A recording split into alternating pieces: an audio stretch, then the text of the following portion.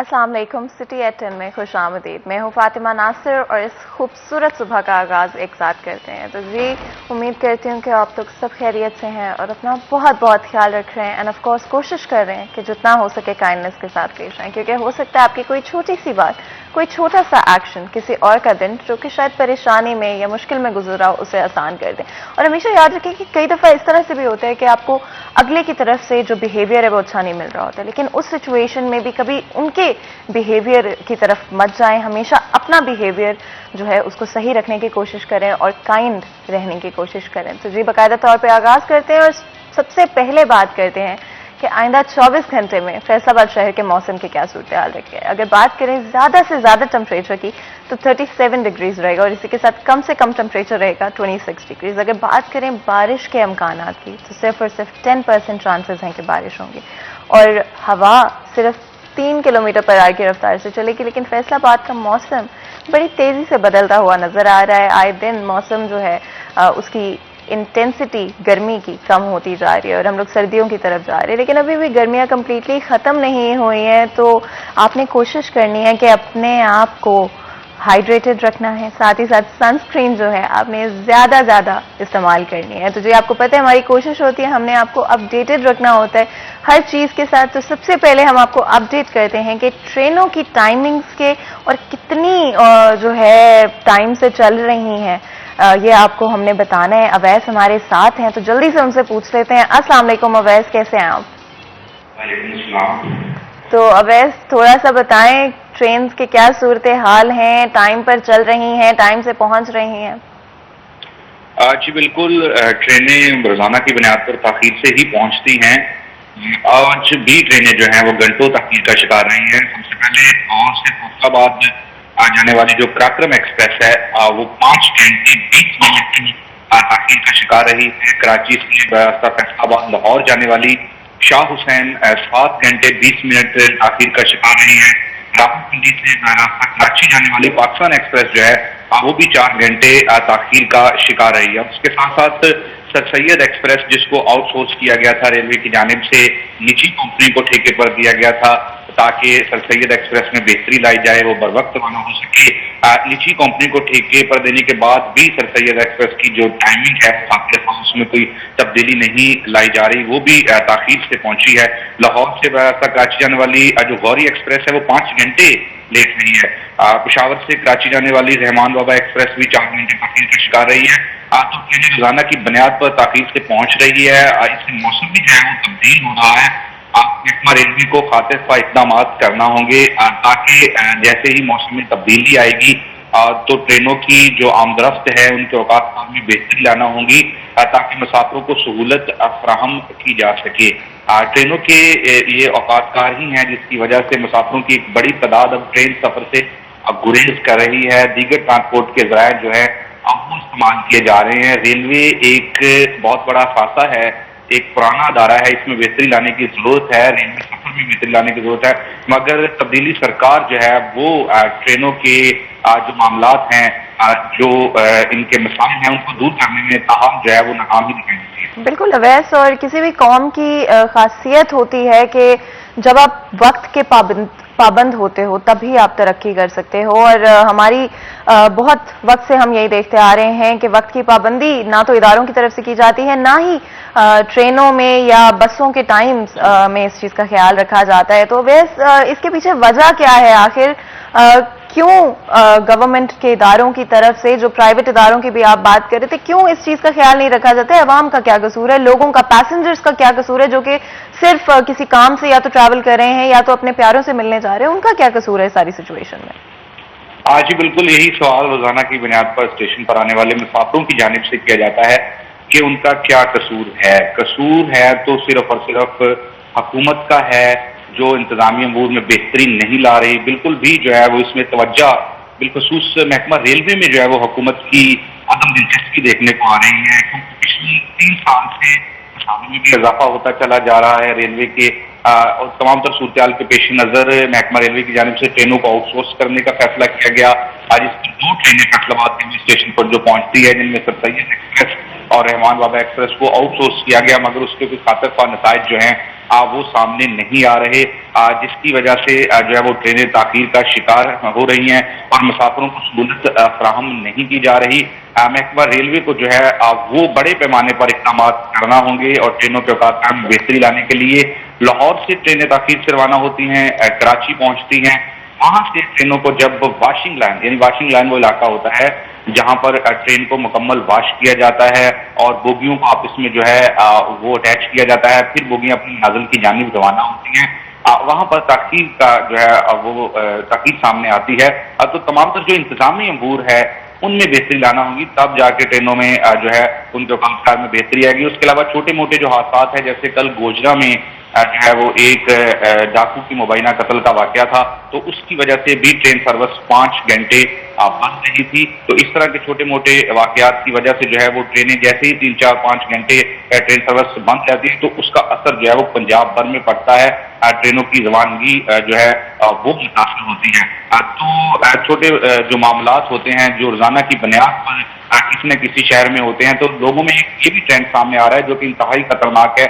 अगर किसी के साथ कोई ज्यादती होती है, जैसे कल जो है वो एक मुबैना डाकू की कत्ल का वाकया हो, तो लोगों ने स्टेशन पर लाश रख के जो है वो एहतजाज किया, तो इससे जो है वो ट्रेनों की आमदरफ्त मुतासर होती है। रेलवे हुकाम की जानिब से भी अपील की जा रही है कि अगर कोई हादसा रोनमा होता है तो मुतलका इंतजामिया, मुतलका पुलिस स्टेशन को आगाह किया जाए, ना कि जो है वो फाटक पर जो है वो एहतजाज किया जाए, फाटक को बंद किया जाए। इससे ना सिर्फ पंजाब में बल्कि मुल्क भर में जो है वो ट्रेनों की आमदरफ्त मुतासर होती है। बिल्कुल, thank you so much Awais इस अपडेट के लिए, और साथ ही साथ जो आपने थोड़ा सा चीज़ों को एक्सप्लेन किया हमारे लिए, एंड आई एम श्योर हमारी ऑडियंस के लिए भी थोड़ा सा आसान हो गया होगा समझना कि आखिर इसके पीछे वजह क्या होती है। जो ट्रेनें लेट होती हैं बिल्कुल नहीं होनी चाहिए, वक्त पर जानी चाहिए, और उम्मीद करेंगे कि हमारे इदारे जो हैं इस चीज़ पर बेहतर तरीके से काम करेंगे। तो जी वकास भी हमारे साथ मौजूद है जो कि हमें अपडेट करेंगे ट्रांसपोर्ट के हवाले से, और कहाँ पर रश है, कहाँ पर रश नहीं है फैसलाबाद शहर के अंदर, ताकि आपने अगर कहीं पर भी जाना है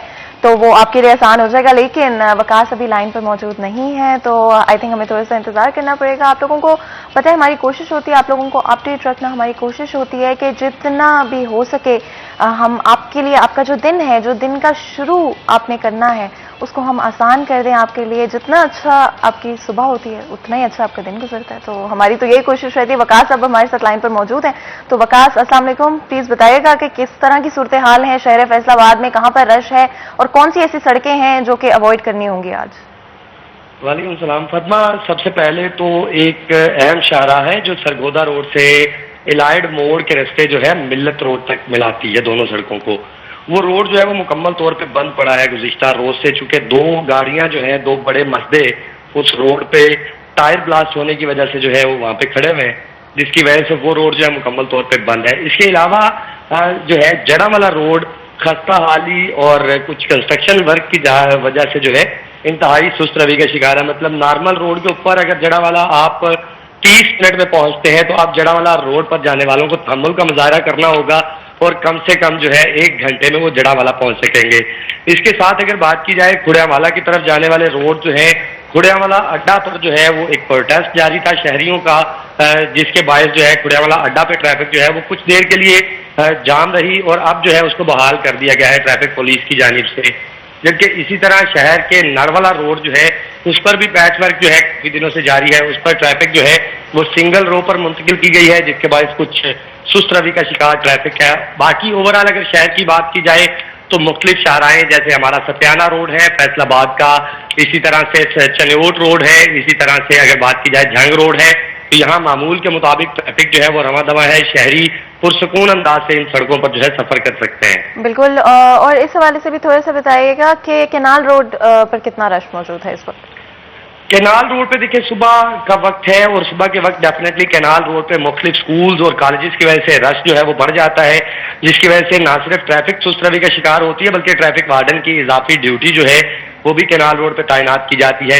10 बजे के बाद, दिन 10 बजे के बाद ये कहा जाता है कि ट्रैफिक जो है मामूल के मुताबिक चलना शुरू हो जाती है, क्योंकि एक्सप्रेस वे के जरिए जो है मोटरवे पे जाने वाली गाड़ियों की एक लंबी कतार जो है वो भी मौजूद होती है, जिसके बायस जो है ट्रैफिक का रश बहरहाल मौजूद होता है, लेकिन ट्रैफिक वार्डन जो है उसको कंट्रोल करने के लिए वहां पर मौजूद है। तो जी बहुत बहुत शुक्रिया वकास, आपने हमें अपडेट किया ट्रैफिक की सूरत हाल से, और मैं उम्मीद करूंगी कि आप लोगों का जो भी सफर है, चाहे आप ट्रेनों के हवाले से जानना चाह रहे थे या फिर आप फैसलाबाद शहर के अंदर ही ट्रैवल करना चाह रहे थे, तो वो हमने आपके लिए थोड़ा सा आसान कर दिया होगा हमारी इस अपडेट के साथ। और आपको पता है हमारी कोशिश होती है कि ना सिर्फ ट्रैफिक के साथ या ट्रेन की टाइमिंग्स के साथ आपको आगाह करें, बल्कि ऑल्सो जो दूसरे इश्यूज हैं उनको भी हाईलाइट करें फैसलाबाद शहर के अंदर। फैसलाबाद एक टेक्सटाइल सिटी है, हमारी जो इंडस्ट्री है वो पूरे मुल्क के अंदर फेमस है, और हमारी हमेशा कोशिश रही है कि जितने भी मसाइल लोकल ताजरों को, बिजनेसमैन को फेस करने पड़ते हैं, उनको हमारे शो के थ्रू हाईलाइट करें और कोशिश करें कि ना सिर्फ उनको डिस्कस किया जाए बल्कि ऑल्सो इदारों तक एक मैसेज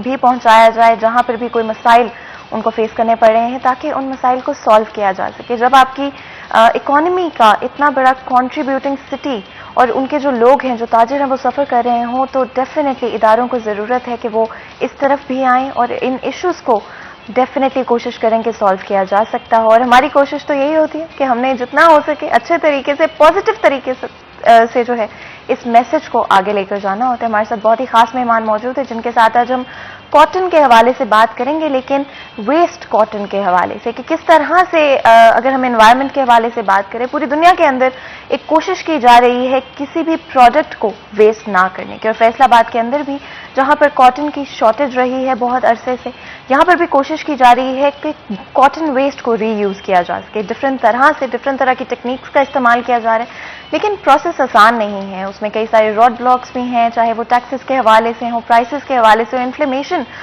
पूरे मुल्क में कुछ इस तरह की हो गई है कि इन्फ्लेशन हमें फेस करनी पड़ी है पूरे मुल्क के अंदर, एंड डेफिनेटली इदारों की तरफ से भी, गवर्नमेंट की तरफ से भी ज़रूरत है कि इन चीज़ों को हैंडल किया जाए, स्पेशली एक ऐसी चीज़ के लिए जो कि बहुत ज़रूरत है इस वक्त की, जहां पर हर तरह के वेस्ट प्रोडक्ट को रीयूज़ करना लाजमी तौर पर इंकरेज करना चाहिए, और इस इंडस्ट्री को है जितना हेल्प आउट हो सके करना चाहिए।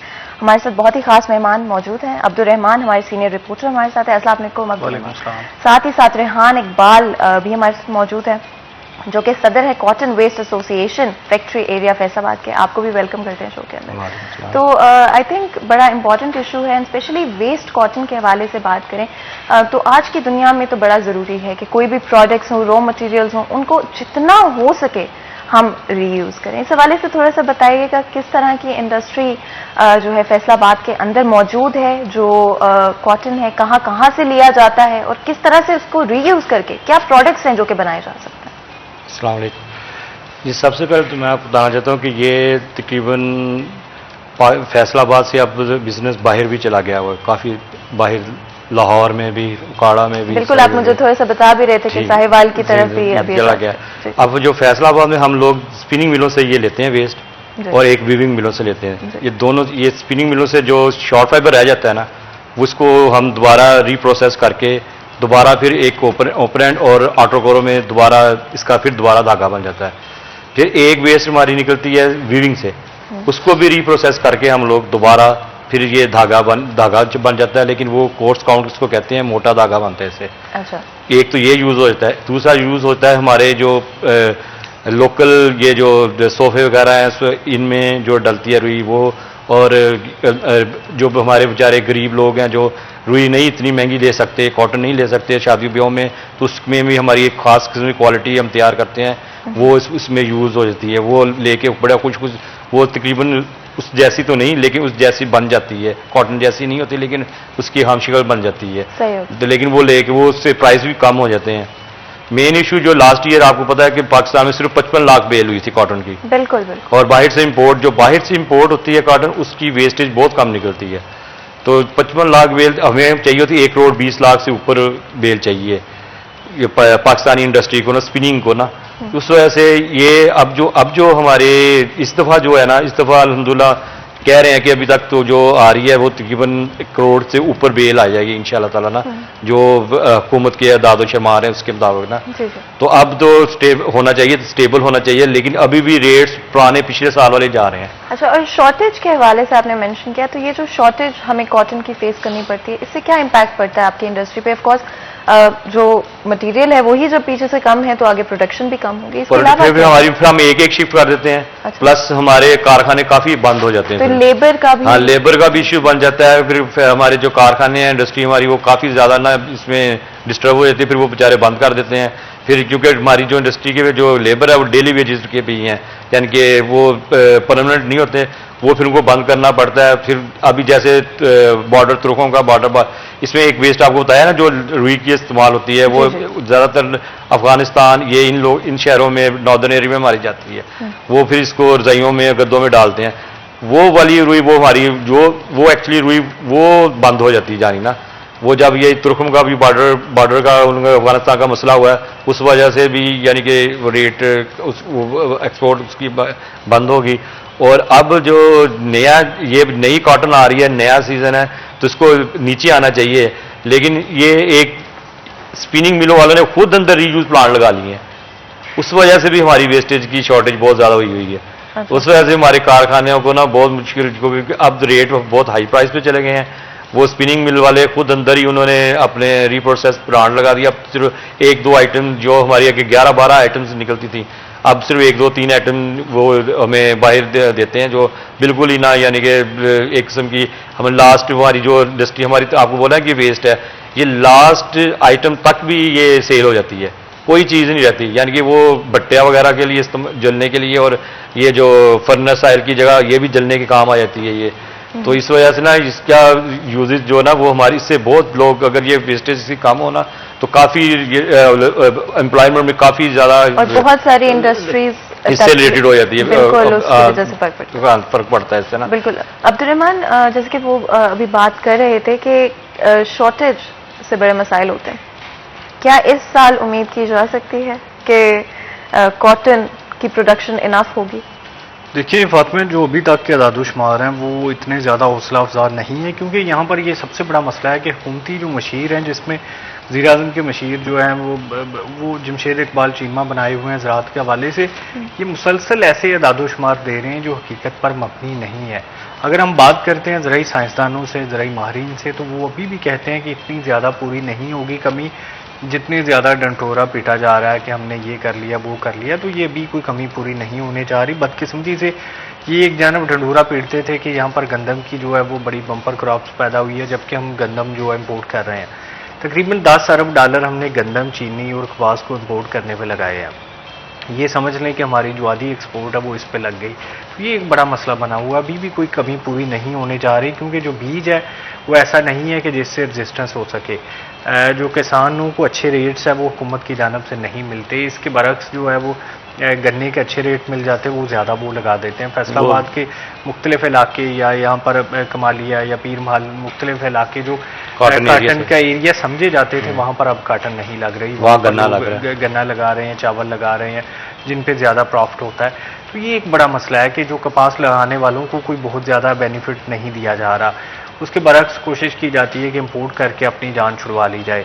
अब इम्पोर्ट करने से क्या होता है, वो साफ काटन होती है, उसमें जो वेस्टेज है वो भी कम होती है, जिसकी वजह से जो ये काटन वेस्ट का काम है वो भी बड़ा मुतासर होता है। फिर वो कॉस्टली इतनी पड़ती है, उस पर इम्पोर्ट ड्यूटी लगा दी जाती है। ये सारा कुछ मिल मिला के ये जो है वो कीमतें आसमानों से बातें करती हैं। फिर ऊपर से जब हुकूमत की जानब से टैक्सेशन की जाती है, तो ये जो छोटी इंडस्ट्री है ये बंद होने के करीब चली जाती है। और ये माजी में भी हमने देखा है कि छोटी इंडस्ट्री इन्हीं हुकूमती इकदाम की वजह से बंद होती रही है। बिल्कुल। एंड बहुत सारे इश्यूज हैं इसी इंडस्ट्री से रिलेटेड जो कि हम कोशिश करेंगे कि आज के शो में हाईलाइट किए जाएं, लेकिन इससे पहले कि उस तरफ जाएं हमें एक छोटा सा ब्रेक लेना पड़ेगा। ब्रेक के बाद हाजिर होंगे, कहीं मत जाएगा, हमारे साथ रहिए।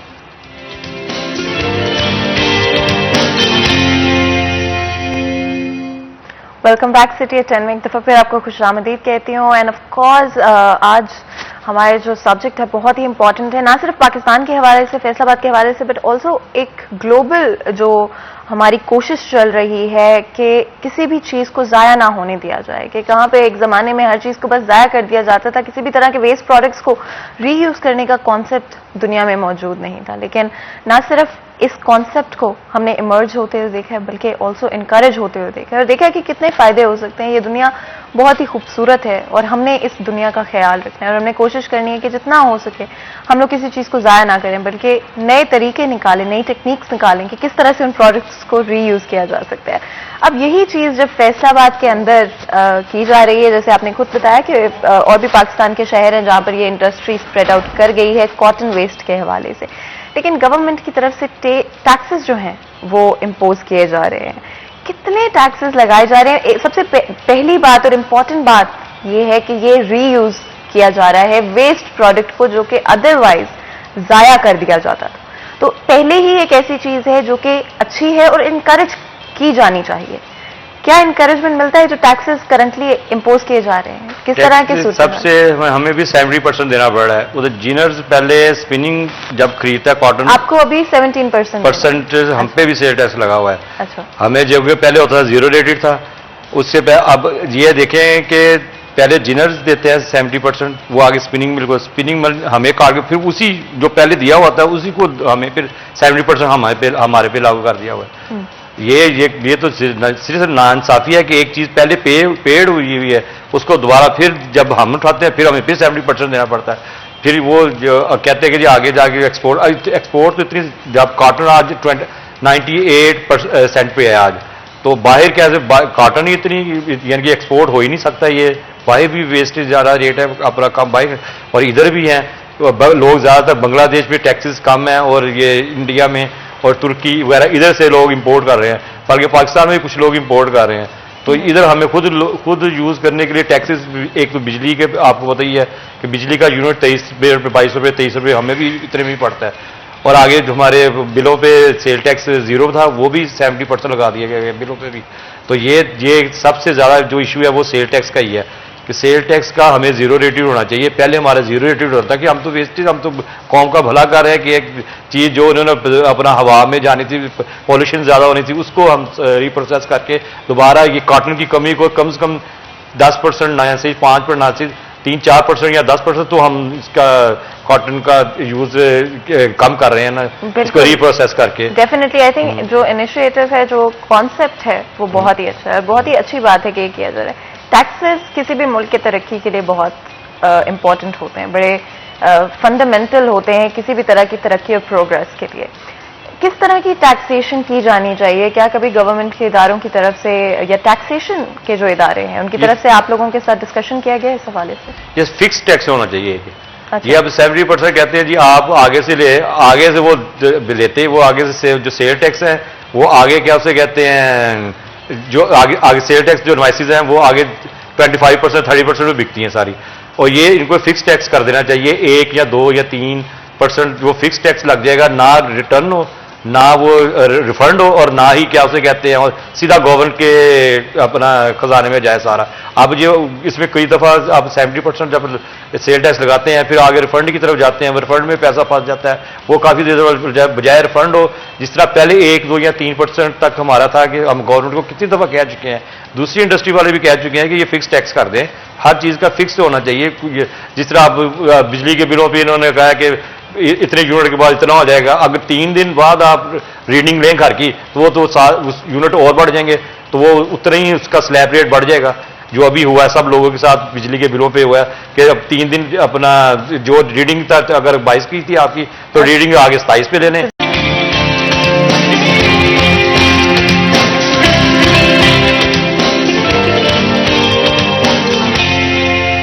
और आगे बढ़ते हैं और वापस चलते हैं हमारे डिस्कशन की तरफ, जहां पे आज हम स्पेसिफिकली कॉटन वेस्टेज के हवाले से बात कर रहे हैं, वेस्ट इंडस्ट्री के हवाले से बात करें। वेरी वेरी इंपॉर्टेंट, ना सिर्फ पाकिस्तान में फैसलाबाद में बल्कि पूरी दुनिया के अंदर ये कोशिश की जा रही है कि किसी भी प्रोडक्ट को वेस्ट ना किया जाए। लेकिन किस तरह से सूरत हाल है कॉटन वेस्टेज इंडस्ट्री के, इसी डिस्कशन को आगे बढ़ाते हैं। आप बता रहे थे कि अभी भी 17% जो है आप लोगों पे इम्पोज किया जा रहा है, तो जो ओवरऑल प्राइसेस होती हैं और जो खरीदो फरोख्त होती है ये वेस्ट प्रोडक्ट्स की, इसमें कितना मसला आपको पैदा होता है इस वजह से? और बायर्स जो हैं स्पेशली जो वेस्ट प्रोडक्ट्स खरीदते हैं, वो इन प्राइसेस जब कभी बढ़ जाती हैं कभी अब हमें पता है कि कॉटन की प्राइसेस इतनी ऊपर नीचे होती हैं। ये अभी प्राइसेस की आपने बात की, अभी जी, जी। 2-3 दिन में पहले ना कॉटन के प्राइसेस कम से कम 1000 रुपये पर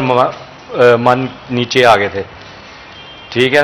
अब 2 दिनों में फिर इतना ही उससे बढ़ गए। ये फ्लक्चुएशन इतनी है आपस में ना, तकरीबन 90 सेंट तक था 2 दिन पहले, अब 98 अभी के रेट है, 98 सेंट पे है। सही। और अब ये international prices, Abdul Rahman, international prices जब कम ज्यादा होती हैं पूरी इंडस्ट्री पर फर्क पड़ता है। जिस तरह से भी बात कर रहे थे कि लेबर्स जो हैं वो परमानेंट नहीं होते, ज्यादातर डेली वेजेस पर होते हैं।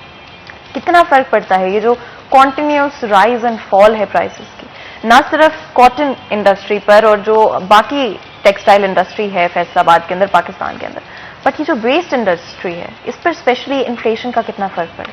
फातिमा, देखिए ये वेस्टेज वाले भी अभी यूरोपीय यूनियन वाले मोबाइल कंपनीज पे प्रेशर डाल रहे हैं कि वो एक ही तरह का चार्जर बनाएं ताकि जो उसकी वेस्टेज है वो ज़्यादा ना हो। जो कोई कंज्यूमर नया मोबाइल लेता है तो वो पुराना चार्जर इस्तेमाल कर सके। इससे अंदाज़ा लगा लें कि हुकूमतें या पूरी यूनियंस कितनी तवज्जो देती हैं इन तमाम चीज़ों पर जो वेस्टेज होती हैं, क्योंकि फिर इनको वेस्ट करना भी आसान नहीं होता, इनके लिए जो बड़ा मसला बन जाता है। तो ये कॉटन वेस्टेज वाले इन्हें इनकरेज करना बहुत ज़रूरी है। एक तरह से ये आपकी कमी पूरी कर रहे होते हैं, लेकिन इन पर इतना ज़्यादा जो टैक्स आयद किया जाता है उसकी वजह से ये होता है फिर जब कीमतें बढ़ती और कम होती हैं, इसमें जो बड़ा सरमायाकार है वो तो मैदान में मौजूद रहता है, जो छोटा होता है वो मारा जाता है। देख लें ये मुख्तलिफ कारोबार जो जिसमें सबसे ज़्यादा जो कीमतों का उतार चढ़ाव का सिलसिला जारी रहता है, गोल्ड का हो गया या इसी तरह से पेट्रोलियम प्रोडक्ट्स है या काटन का है, जो बहुत बड़ी ज़रूरत भी होती हैं, क्योंकि देखिए तमाम इंडस्ट्री हमारी जो है वो इस पर रिलाई करती है काटन पे।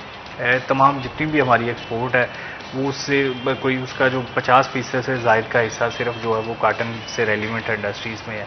तो ये इसका बिलाशुबा असर पड़ता है, जॉब्स पे पड़ता है। अगर हमारी काटन बेहतर होगी, बाहर से इम्पोर्ट नहीं करेंगे तो ये हमारी जॉब ज़्यादा क्रिएट होंगी। फिर जो कीमतों के असर पड़ने हैं इससे जो मिडल मैन है या जो मिडल दरमियाना सरमायाकार है वो डूब जाएगा, उसके लिए बड़ा मसला हो जाएगा, खर्चों के बोझ तले आ जाएगा। और फिर ये इनकी रजिस्ट्रेशन का बड़ा मसला है कि यहाँ पर इनको जो प्रॉपर लोनिंग है वो उस तरह से नहीं हो पाती जिस तरह से बड़ी इंडस्ट्री को होती है। बिल्कुल। और अब्दुल रहमान, अगर हम प्राइसेस की, क्योंकि अगर हम इन्फ्लेशन की बात करते हैं तो किस तरह से हम बोल सकते हैं कि इलेक्ट्रिसिटी प्राइसेस, गैस प्राइसेस जो हैं वो कितनी बढ़ती जा रही हैं और उसका भी बहुत इम्पैक्ट पड़ता है ओवरऑल प्रोडक्शन कॉस्ट के ऊपर। तो किस तरह से ये इंडस्ट्री जो है वो एट द मोमेंट सर्वाइव कर रही है? प्रॉफिट कितना हो जाता है या इस सूरत हाल में प्रॉफिट मुश्किल है? देखिए पिछले 3 सालों में काटन से ताल्लुक़ रखने वाले तमाम कारोबार बिलाशुबा ऊपर गए हैं, बेहतर हुए हैं, प्रॉफिट कमाया, नई फैक्ट्रियां बना रहे हैं, ये तमाम चीज़ें अपनी जगह है। लेकिन उनकी जानब से डिमांड है, मतलब जो एक्सपोर्टर्स हैं वो तो रजिस्टर्ड है। हुकूमत की जानब से भी देखें मसला आएंगे कि इनसे टैक्स भी तो आकर लेना है ना। जो एक्सपोर्ट करता है किसी भी किस्म की वो रजिस्टर्ड होगा, वो टैक्स भी देगा, फिर उसके खजाने में पैसे जाएंगे। लेकिन जो हमारे लोकल है, जो छोटी इंडस्ट्रीज़ है, जो हमारे कॉटन वेस्टेज वाले हैं, इसमें रजिस्ट्रेशन का बड़ा मसला आता है कि इसमें बहुत सारे कारोबार रजिस्टर्ड नहीं होते, फिर टैक्सेशन का मसला आता है। जो फिक्स टैक्स की हमेशा बात की जाती है ये अब हम नहीं कर सकते, इसमें FATF का प्रेशर आता है। फिर देखें जो बहुत सारे लोग ऑलरेडी टैक्स दे रहे हैं, फिर उनकी रिजर्वेशन का मसला आता है, ये बहुत बड़ा इशू बन जाएगा। फिक्स टैक्सेशन नहीं हो सकती, जिसकी जितनी सेल्स एंड परचेज होगी उसी के हिसाब से उसको टैक्स लगाया जाएगा। लेकिन इसमें ये ज़रूर हो सकता है कि जो ये पहले जमा करवाते हैं जितना कि हमारी इतनी हुई है, जो बाकायदगी से जो सामने आ जाता है, क्योंकि मसला इसको ये होता है कि रेगुलराइज करना बहुत ज़रूरी है। हमारे पे इंटरनेशनल प्रेशर बड़ा FATF का पड़ा हुआ है कि ये तमाम चीज़ें रेगुलराइज करें, फिर FBR पर टैक्स पूरा करने का दबाव भी बहुत ज़्यादा। बिल्कुल अब्दुल रहमान, आपने सही कहा है, टैक्सेस बहुत बहुत ज़रूरी हैं। लेकिन हाँ, किसी भी इंडस्ट्री को कंफर्टेबल रखना और उनके साथ कम्युनिकेशन अपनी सही रखना बहुत ज़रूरी है। तो आगे बढ़ाएंगे इस डिस्कशन को, लेकिन उससे पहले एक बिल्कुल छोटा सा ब्रेक लेंगे और ब्रेक के बाद हाजिर होंगे। कहीं मत जाइएगा, हमारे साथ रहिएगा।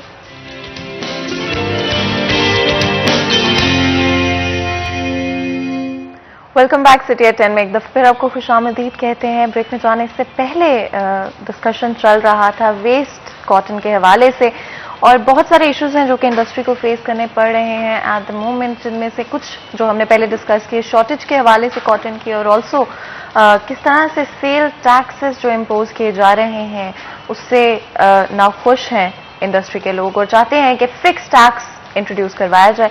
लेकिन किसी भी मुल्क की प्रोग्रेस के लिए टैक्सेस बहुत ज़रूरी होते हैं, इसलिए उम्मीद करेंगे कि गवर्नमेंट या जो टैक्सेशन के इदारे हैं वो मिल बैठें इस इंडस्ट्री के लोगों के साथ और बात करें, डिस्कस करें कि किस तरह से वो चीज़ें उनके लिए आसान कर सकते हैं, किस तरह से बेहतर कर सकते हैं और किस तरह से इस इंडस्ट्री के अंदर टैक्स नेट को बढ़ा सकते हैं। इससे आगे अगर बात करें तो इम्पोर्ट किया जा रहा है कॉटन को इस वक्त, और मैं चाहती हूं कि अगर हम उस हवाले से भी थोड़ा सा डिस्कस कर सकें, किस तरह की ड्यूटीज जो हैं वो इम्पोज की जाती हैं अगर किसी भी तरह का आप मंगवाते हैं कॉटन बाहर से या वेस्ट कॉटन मंगवाते हैं, इस हवाले से भी थोड़ा सा बताइएगा। जो अगर पॉलिस्टर की हम अगर मंगवाते हैं तो वो तो हमें वो जो पॉलिस्टर वाले होंगे वो रिफंड ले लेते हैं दोबारा।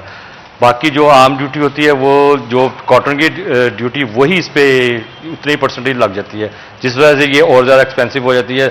लेकिन चूंकि पाकिस्तान में शॉर्टेज थी पिछली दफ़ा, इसलिए ज़्यादा इम्पोर्ट पाकिस्तान कि ये पिछले साल इन्होंने इम्पोर्ट की बाइक से ना वेस्ट, तो वो अब दूसरे मुल्कों में इंटरनेशनल भी इस दफ़ा पिछली दफ़ा कम हुई थी, तो इसलिए ज़्यादा इस 2 सालों में इतनी ज़्यादा इम्पोर्ट तो नहीं हुई।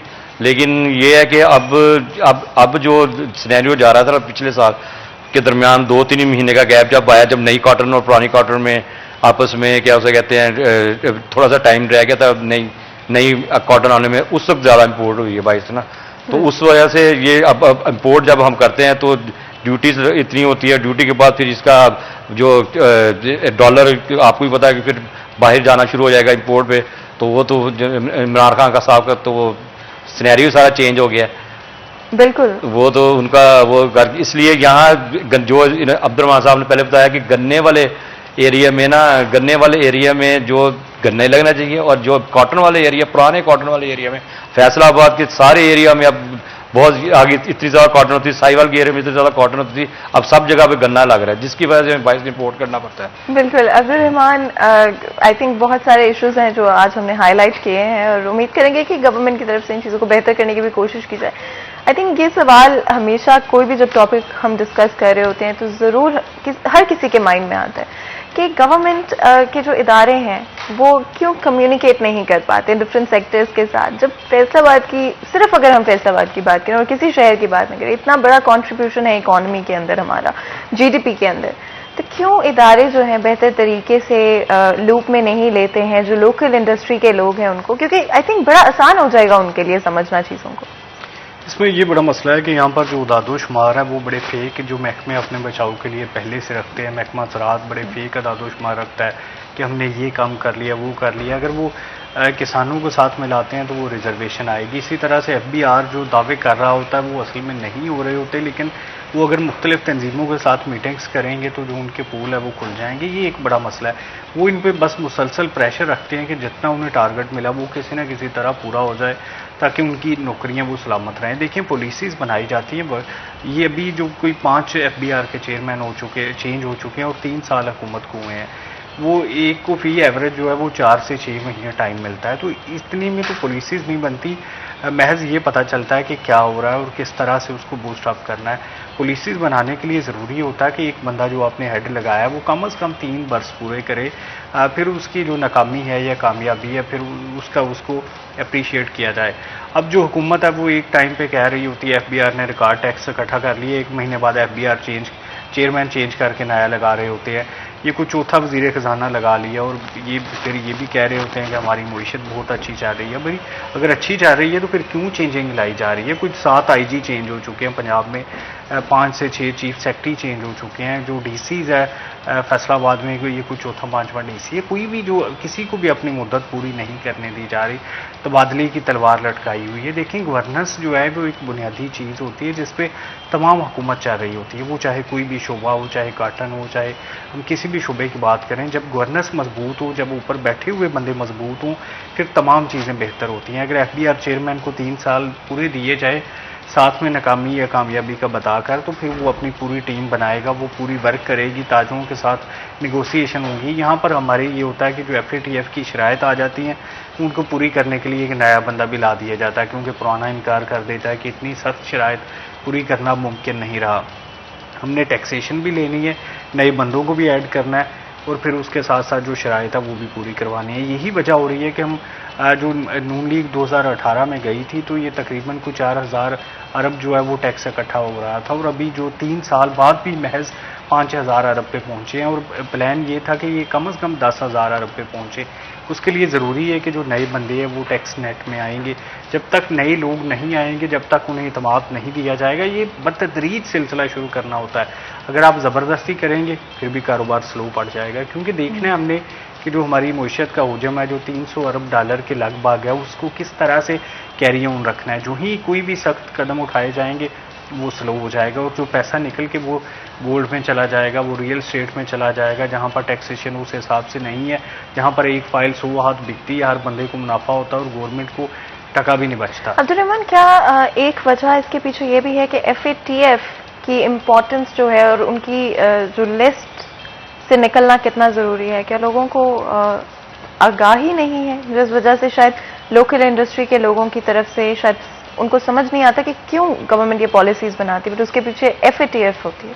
देखिए, हुकूमत इसको कह लें कि जो हुकूमती ज़िम्मेदारियाँ हैं या जो मुख्तलिफ डिपार्टमेंट्स है वो प्रॉपर तरीके से गाइड ही नहीं कर पाते जो लोकल इंडस्ट्री है उनको, या जो लोकल कारोबार चाह रहे हैं, और स्पेशली वो कारोबार जिन पे उन्हें डाउट है या बल्कि यकीन है कि ये पैसे जो दहशतगर्दों की माली मुआवनत में इस्तेमाल होते रहे, जिसमें हमारे कुछ बैंक भी शामिल थे। तो ये एक बड़ा मसला बना रहा है हमारे लिए। उन्होंने सबूतों के साथ सारा कुछ किया हुआ है कि जिसमें जो हमारे लोकल लोग बत्ता की सूरत में पैसे देते थे, जो रियल स्टेट है या जो गोल्ड की स्टेट है या इस तरह के और कारोबार जिसमें बहुत ज़्यादा पैसे होते हैं, तो वो अमन व अमान कायम रखने के लिए या अपने जो डर के मारे उन्हें बता देते थे। जो गैर कानूनी तंजीमें जो कालादम करार दी गई हैं या जो UNO की जानब से जिन पर पाबंदी है वो यहाँ पर चलती रही हैं। यहाँ पर बाकायदा चंदा इकट्ठा करने का उनका सिस्टम था, बैंक अकाउंट्स बने हुए थे, साथ में जो उनके बैंक के लोग हैं वो भी मुलव्वस थे। तो ये तमाम चीज़ें थी जिनकी वजह से इतनी सख्त पाबंदियाँ आयद की गई, और ये पाबंदियाँ हटाई भी इसी वजह से नहीं जा रही कि वो तमाम तर इकदाम वो पूरे नहीं हो रहे। अभी तक जो गोल्ड के कारोबार को नेट में नहीं लाया जा सका, रियल स्टेट जो है वो टैक्स नेट में नहीं है, इस तरह मुख्तलिफ कारोबार जो अभी भी टैक्स नेट से बाहर है, अगर तमाम लोग छोटे मोटे कारोबार करने वालों की फहरिस्त बनाई जाए तो ये फैसलाबाद से ही कोई जो 1 लाख के करीब या इससे ज़्यादा जो बंदे हैं वो टैक्स नेट में मज़ीद नहीं लाए जा सकते हैं। तो 20 से 30 लाख तक लोग हैं जो पूरे पाकिस्तान में टैक्स नेट में है, और उसमें भी आधे से ज़्यादा सैलरीड पर्सन है, फिर वो है जो एक्सपोर्टर्स है। मतलब जो छोटा ट्रेडर्स या जो कहें कि अपने तौर पे टैक्स देता है वो तो चंद लाख बचेगा ना, बाकी जो 30 लाख के अलावा जो 21-22 करोड़ आवाम है वो सारी ऐसे ही इंटेलेक्चुअल बने हुए हैं, बातें करते हैं। सैलरीड पर्सन का फ़ायदा कोई नहीं होता, वो सिर्फ फाइल देता और हम IMF को दिखा देते हैं कि इतने नए बंदे आ गए ना। असल बात है छोटा कारोबारी बंदा टैक्स नेट में आए। जितनी भी ये रियल स्टेट या गोल्ड या दूसरे माफियाज बने हुए हैं जिसमें बहुत ज़्यादा पैसा है, लेकिन वो अपनी जो है वो टैक्स नेट में नहीं आते, चाहते हैं कि फ़िक्स टैक्सेशन हो जाए। ये एक बड़ा मसला बना हुआ है। ये इतने तगड़े माफियाज हैं कि हुकूमत इन्हें हाथ डालते हुए भी डरती है, और अगर हाथ डाल दे तो वो कारोबार सुस्त हो जाता है। बिल्कुल, एंड डेफिनेटली अब्दुल रहमान, आपने बहुत इंपॉर्टेंट कुछ चीज़ें हैं जो हाईलाइट की हैं। एंड आखिरी दफ़ा हम टैक्सेस के हवाले से जब शो के अंदर बात कर रहे थे तो ये भी कहा गया था कि लैंग्वेज बैरियर एक बहुत बड़ा इशू है। जो छोटे ताजिर हैं वो इंग्लिश में जब उनको टैक्सेशन के रूल्स एंड रेगुलेशंस बताए जाते हैं तो उनके लिए समझना बड़ा मुश्किल होता है। एंड आई थिंक ये बड़ा इंपॉर्टेंट है कि एक ऐसी लैंग्वेज पाकिस्तान में उर्दू का इस्तेमाल किया जाए, और ना सिर्फ उर्दू का बल्कि ऐसे लोग भी साथ बिठाए जाए जो कि जबान से समझा सकें चीज़ों को, ना सिर्फ कि कागज़ पर लिख के आपको पकड़ा दी जाए, बल्कि छोटे ताजरों को और कंफर्टेबल फील कराने के लिए कि कोई उनके साथ बैठकर उनसे बात करे और उनको चीज़ें जो है बेहतर तरीके से समझा सके। बहुत बहुत शुक्रिया अदा करते हैं आप दोनों का, आपने ज्वाइन किया हमें इस सेगमेंट के अंदर। यहाँ पर एक छोटा सा ब्रेक लेंगे, ब्रेक के बाद हाजिर होंगे, कहीं मत जाइएगा, हमारे साथ रहिएगा।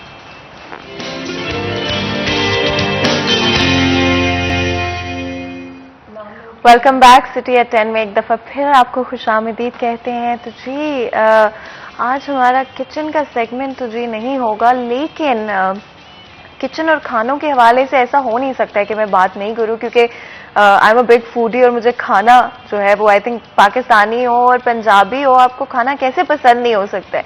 लेकिन जब आपको अपने वेट का और हेल्थ का भी ओवरऑल ख्याल रखना हो, जो कि आज के वक्त में बहुत ज़रूरी है, सोशल मीडिया का ज़माना है, हर किसी ने तस्वीरें लगानी होती हैं, डिफरेंट इवेंट्स पे तस्वीरें खींचनी होती हैं, तो बड़ा ज़रूरी होता है कि आप अपने हेल्थ का और अपने वेट का जो है वो ख्याल रखें। और इसीलिए हमारे किचन में सिटी 41 के किचन के अंदर सिर्फ और सिर्फ गोल्डन कुकिंग ऑयल का इस्तेमाल किया जाता है, जिसमें नित नए खाने तैयार किए जाते हैं। और आजकल तो मौसम भी बड़ा मज़े का हो गया है, हवाएं चल रही होती हैं कई दफ़ा, स्पेशली शाम के वक्त आजकल ऑलरेडी मौसम जो है इस हद तक तब्दील हो चुका है कि हवा चल रही होती है हल्की हल्की, और मौसम जो है बड़ा अच्छा सा होता है, और बहुत दिल करता है उस मौसम के अंदर कि आप बैठें, चाय पिएं, दोस्तों के साथ, अपनी फैमिली के साथ वक्त गुजारें। और उसमें गोल्डन कुकिंग ऑयल आपका साथ देता है, जहाँ पे आप कोई भी चीज़ अगर आपको पसंद है, पकौड़े हो गए, चिप्स हो गए, पर्सनली मुझे समोसे बहुत पसंद है, वो जो छोटे से होते हैं जो घर के अंदर बनाए जाते हैं, और वो गोल्डन कुकिंग ऑयल में मेरे घर में बनाते हैं हम, और फिर इकट्ठे बैठते हैं और शाम को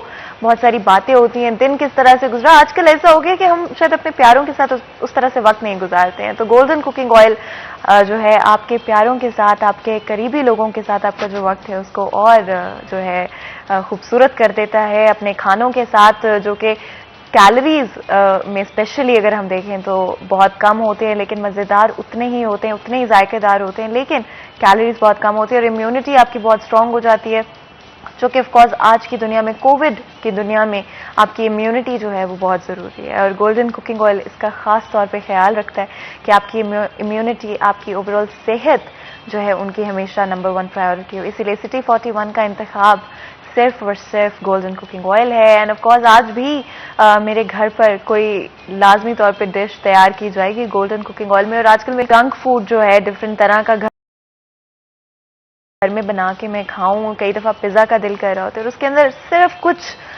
जो है स्पून्स आप गोल्डन कुकिंग ऑयल डालकर अवन में उसको बेक कर सकते हैं, और बहुत मज़ेदार सा पिज़्ज़ा भी तैयार किया जा सकता है गोल्डन कुकिंग ऑयल का इस्तेमाल करते हुए। जी, सिर्फ और सिर्फ हमारा इंतखाब गोल्डन कुकिंग ऑयल है। और आपको पता है हमारी कोशिश होती है कि थोड़ा सा मूड जो है वो लाइट हार्टेड रखें, इवन दो फैसलाबाद के मसाइल को हाईलाइट करना भी हमारे लिए बड़ा इंपॉर्टेंट होता है, लेकिन फिर हम टोन जो है अचानक ही चेंज कर देते हैं और हम इस तरफ ले जाते हैं कि किस तरह की टिप्स और ट्रिक्स जो हैं आपको हम दे सकें, जिससे आपकी जो डेली लाइफ है, डेली रूटीन है, वो आसान हो सके। और मेकअप की बात करें तो आई थिंक आजकल इस तरह का वक्त आ गया है कि हर कोई मेकअप करता है, ऑलमोस्ट हर कोई करता है, ना कि आपको ज़रूरत नहीं, आप लोग बहुत प्यारे हैं वैसे मेकअप के बगैर भी, लेकिन कोई इवेंट हो, कोई शादी हो, कोई फंक्शन हो, तो थोड़ा बहुत तो मेकअप चल सकता है, लेकिन हम इतने एक्सपर्ट नहीं होते। इसीलिए हमने सोचा कि आप लोगों की आसानी के लिए, इवन मेरी आसानी के लिए, ताकि मुझे भी थोड़ा बहुत मेकअप जो है वो करना आ ही जाए, हमने सोचा कि हम अपने स्टूडियो में बहुत ही खास गेस्ट को इनवाइट कर लेते हैं, जो कि आपको मेकअप के हवाले से बहुत सारी टिप्स प्रोवाइड कर सकेंगे, बहुत सारी ट्रिक्स जो हैं आपको दे सकेंगे, हेयर स्टाइल्स के हवाले से, स्किन केयर के हवाले से, और आप लोगों के लिए एक बहुत ही इंपॉर्टेंट चीज़, क्योंकि देखिए जी, मैं तो अपने सवाल पूछ सकती हूँ, मेरे सवाल तो आंसर हो जाएंगे, लेकिन आप लोगों के सवालों का क्या होगा। इसीलिए अगर आप चाहते हैं कि आप भी अपनी स्किन के हवाले से, मेकअप के हवाले से, हेयर स्टाइल के हवाले से कोई भी क्वेश्चंस पूछना चाहते हैं, तो आप लाइव कॉल कर सकते हैं हमारे शो के अंदर। नंबर आपकी स्क्रीन पर दिया जा रहा है, सिर्फ आपने नंबर मिलाना है, और कोई भी आपका सवाल है जो कि स्किन केयर से रिलेटेड हो, बालों से रिलेटेड हो, ओवरऑल मेकअप से रिलेटेड हो, लाइनर आई थिंक बड़ा आजकल इन है, लेकिन किस तरह से लगाया जाए, इस हवाले से भी आपके क्वेश्चन जो नंबर आपकी स्क्रीन पर आ रहा है, तो ज़रूर हमारे शो का हिस्सा बनिएगा, हमारे डिस्कशन का हिस्सा बनिएगा। मैं इंट्रोडक्शन करा देती हूँ कि आज हमारे साथ जो गेस्ट मौजूद हैं वो किस तरह से आपके जो डेली मेकअप रूटीन आपकी जो है वो आसान करने वाले हैं। तो जी, समीना हमारे साथ मौजूद हैं, जो कि मेकअप आर्टिस्ट हैं। वेलकम करते हैं समीना आपको शो के अंदर। इसी के साथ साथ हमारे साथ अक्सा भी मौजूद हैं, जो कि मेकअप आर्टिस्ट हैं, और आप दोनों को वेलकम करते हैं शो के अंदर।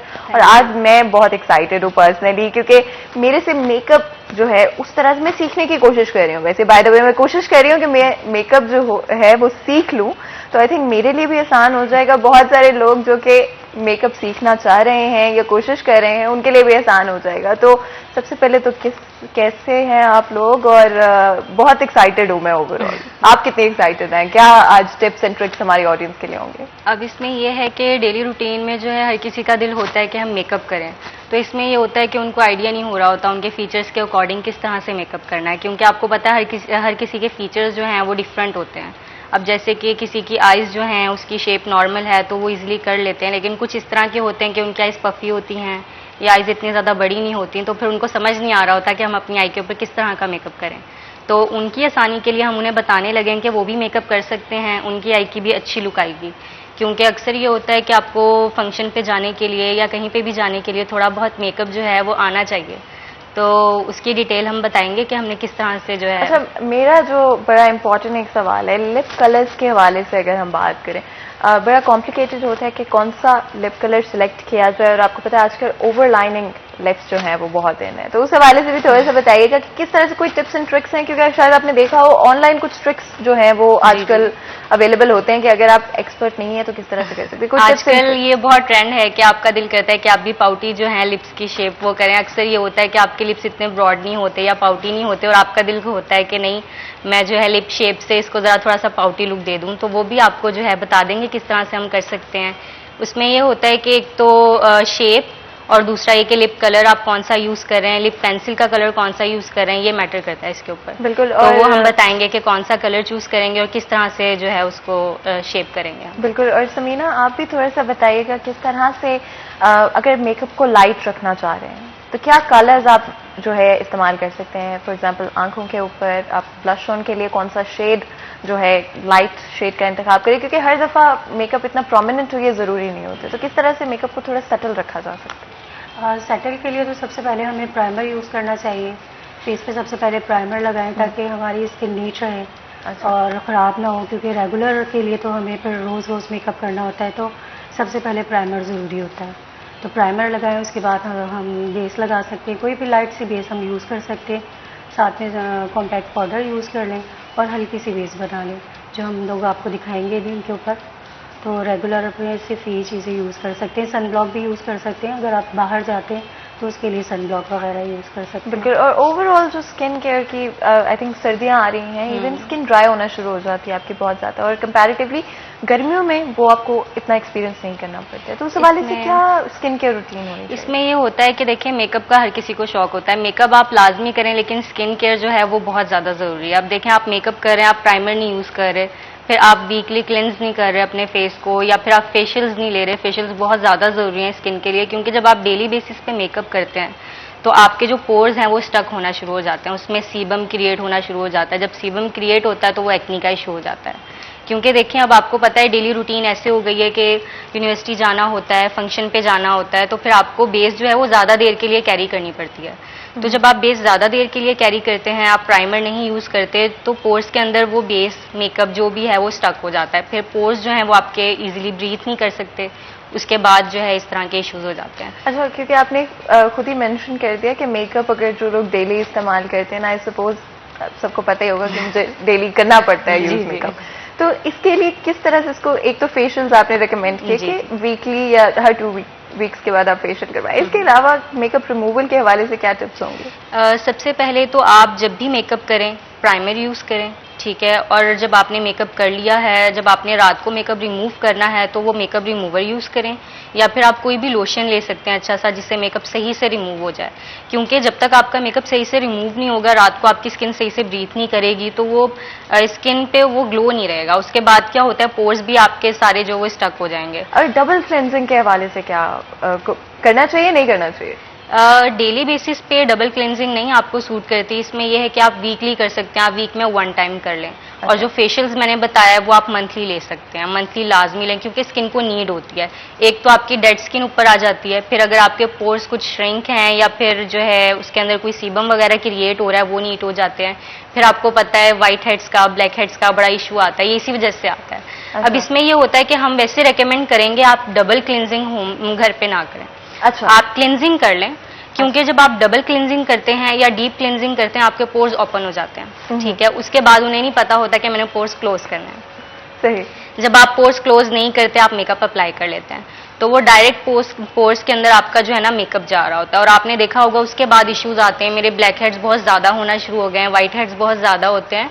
तो ये सारा जब आप उसको सही से लेके चलेंगे, आप केयर सही से करेंगे, तो कभी इस तरह के इश्यूज नहीं आएंगे। और ऑयलिंग के हवाले से भी बहुत सारे लोग जो हैं आजकल, स्पेशली आई थिंक बड़े ज़माने हुआ करते थे कि हमारी मेरी दादी कहा करती थी तेल लगाया करो भाई, तेल लगा के चुटिया बांधा करो। उनकी बड़ी हैबिट होती थी कि हर फ्राइडे को उन्होंने उठना है और लाजमी तौर पे शावर लेके उन्होंने तेल लगाना है और जो है ना चुटिया बांधनी है। तो आई थिंक अब हम दोबारा पुराने वक्तों की तरफ वापस जा रहे हैं और ये जो चीजें हम नुस्खे और टोटके हमें बताए जाते थे और हम भागा करते थे बचपन में कि हमें भाई तेल ना लगवाना पड़ जाए। आई थिंक अब दोबारा हम उसी तरफ जाना शुरू। देखिए ये चीज़ बहुत ज़्यादा ज़रूरी है। पहले ये था कि आपको पता था कि इतना ट्रेंड नहीं था, इतने स्ट्रेटनर्स वगैरह घर पे आपके पास अवेलेबल नहीं थे कि आप जब दिल चाहें कर लें।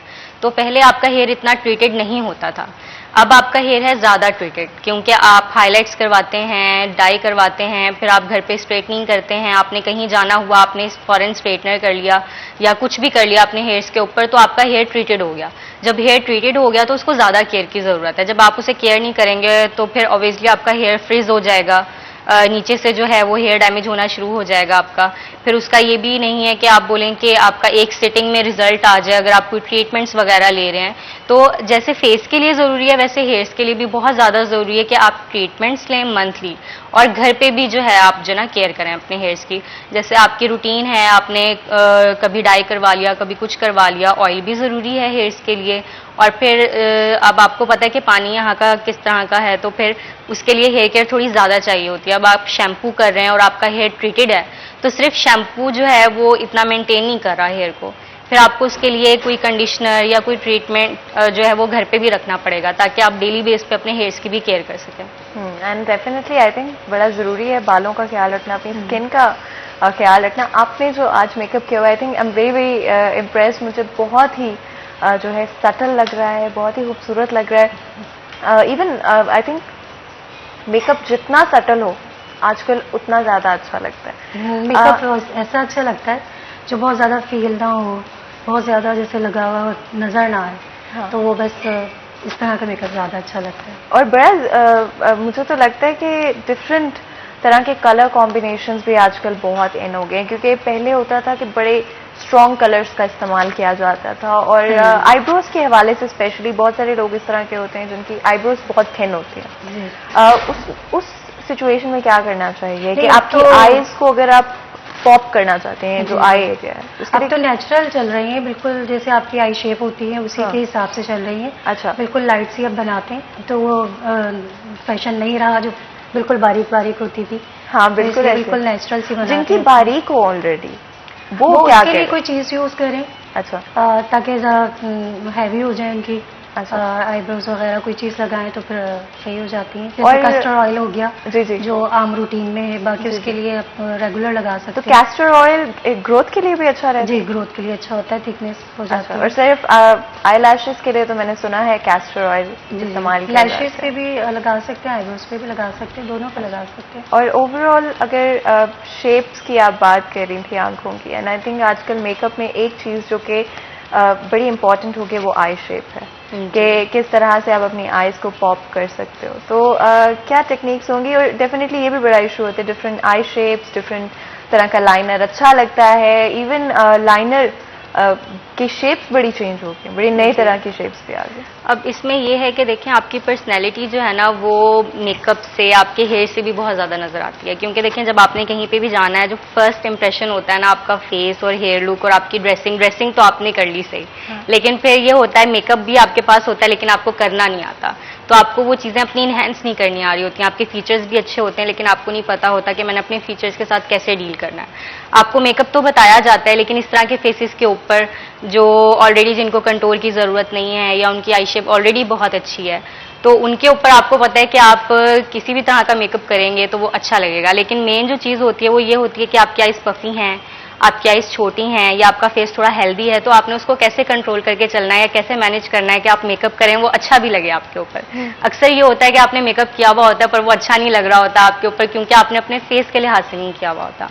तो ये चीज़ हमें बड़ी देखनी पड़ती है। और हाइड्रेशन कितनी इंपॉर्टेंट है? ये बहुत ज़्यादा इंपॉर्टेंट है और हम बल्कि अपनी ब्राइड्स को भी रेकमेंड करते हैं, क्योंकि जब भी हमारी ब्राइड्स आती हैं हमारे पास बुकिंग करवाने, आपको पता है उन्होंने ज़िंदगी भर इतना स्ट्रेस नहीं लिया होता जब वो इस टाइम पे स्ट्रेस लेती हैं तो फिर पानी जो है वो बहुत ज़्यादा ज़रूरी है। एक तो पानी के ज़रिए, दूसरा आप जो प्रोडक्ट यूज़ कर रहे हैं उसके ज़रिए जो है हाइड्रेशन बहुत ज़्यादा ज़रूरी है, क्योंकि जब आपकी स्किन हाइड्रेट नहीं होगी वो ग्लो नहीं करेगी उस तरह बिल्कुल। से। और अक्सर आज आप एक मेकअप लुक जो है यहाँ पे भी करने वाले हैं, और ऑफ कोर्स अगर ऑडियंस के हवाले से बात करें तो बड़ा आसान हो जाता है, जो प्रैक्टिकली सुनना और उसको होते हुए देखना जी। बहुत दो डिफरेंट चीजें हैं। तो अक्सर अगर आप चाहती हैं तो हमारी मॉडल भी मौजूद हैं जिनके I am sure face cuts जो हैं बहुत माशाल्लाह वैसे ही अच्छे लग रहे हैं बगैर मेकअप के भी। तो किस तरह का मेकअप जो है आज आप करेंगे? इनका जो है हमने बेस ऑलरेडी अप्लाई कर ली हुई है पहले, और हमने जो मेनली है वो इनका आई मेकअप को हमने डील करना है। आप देख सकते हैं कि इनका ऑलरेडी फेस जो है वो सारी लुक बहुत अच्छी है, लेकिन आईज जो हैं